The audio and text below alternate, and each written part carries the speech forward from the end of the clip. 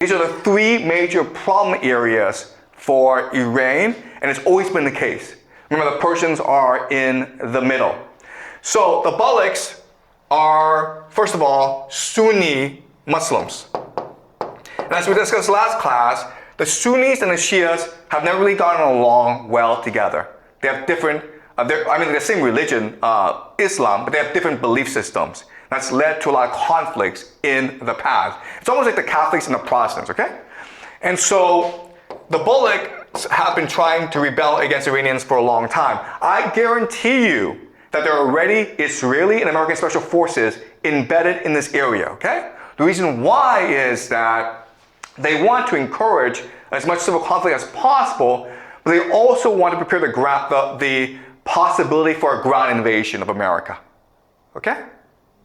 So they would need a forward operating base.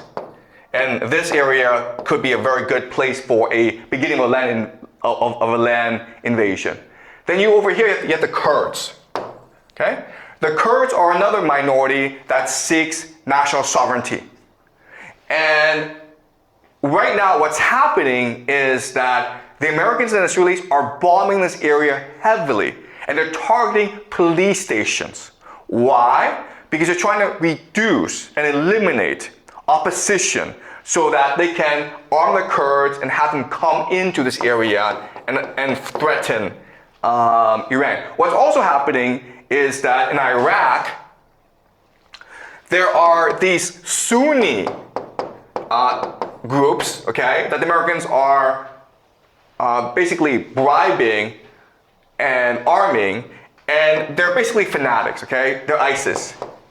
And what the Americans want to do is send them into Iran to cause as much problems as possible.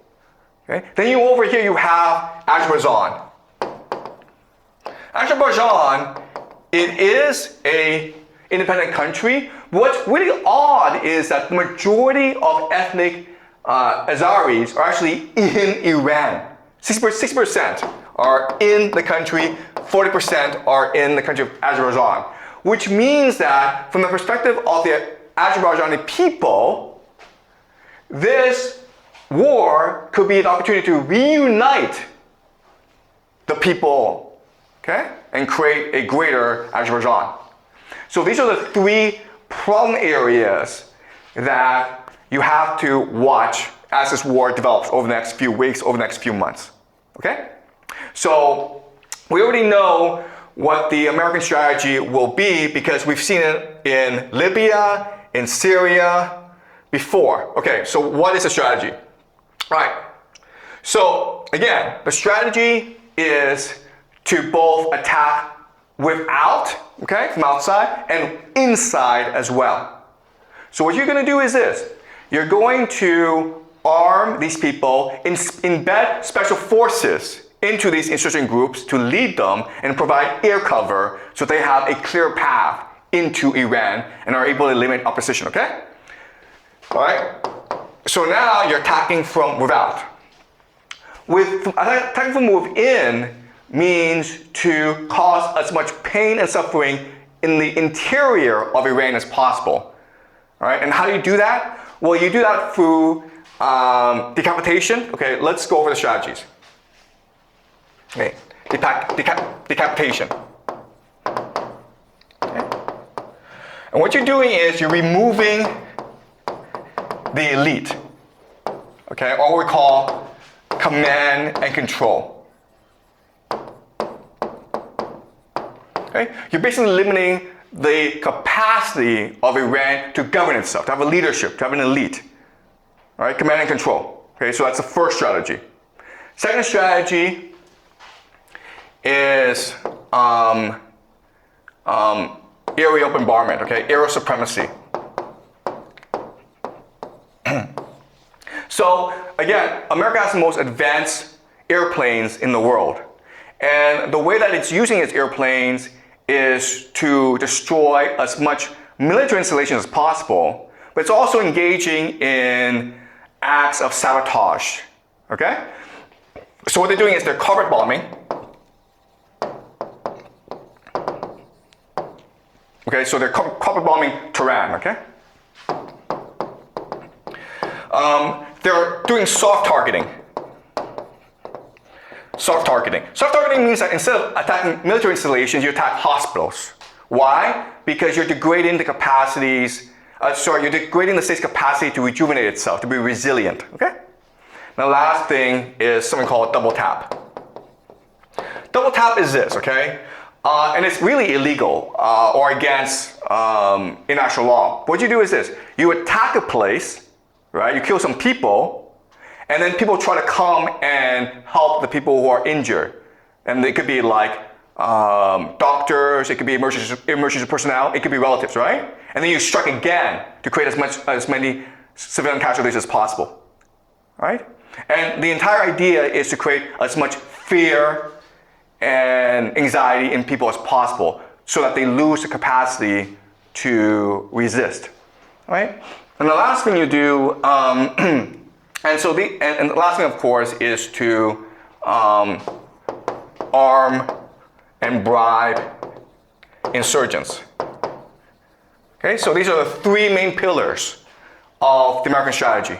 And you will see this over the next few weeks. The problem with this is that when you do these three things, you're not actually hurting the Iranians, you're actually helping them. Because remember, the law of asymmetry states that whichever group is able to create energy, openness, and cohesion will win. And guess what, guys? This American strategy is going to create a more energetic, more open, and more cohesive Persian society. All right, let me show you how. All right, decapitation. We just said that one major problem for America is elite overproduction, right?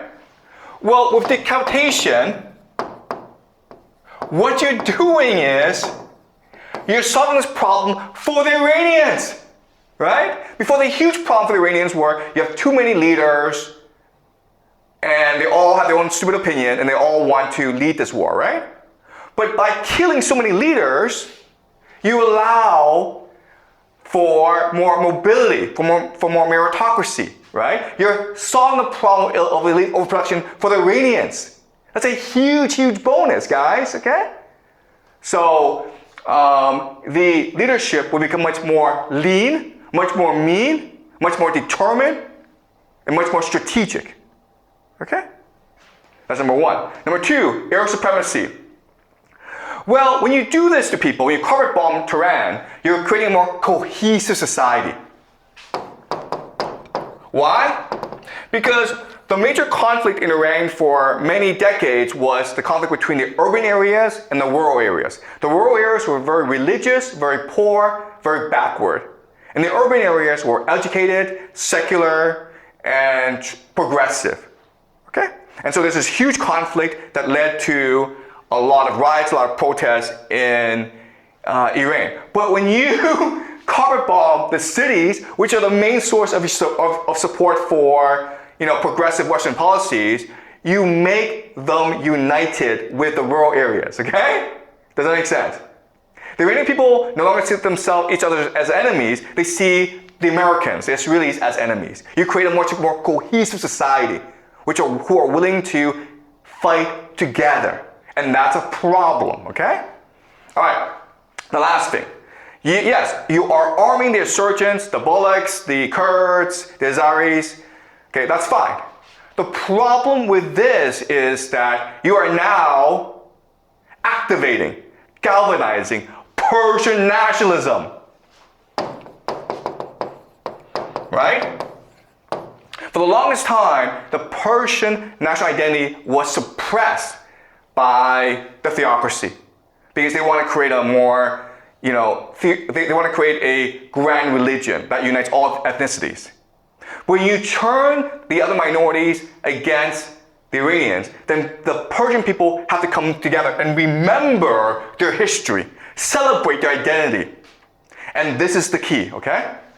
Once the Persian people are able to activate their long-lasting memories, go back in the past and remember their greatness, they come together as an energetic, open, and cohesive society, okay? So yes, The Americans have this strategy that worked in Libya and Syria and other places, but it's not going to work in Iran. In fact, it's going to do the opposite in Iran. Okay? And then you're like, well, why don't the Americans not do this? And I already told you, because it's an empire, okay? It doesn't care about Iran, it cares about itself.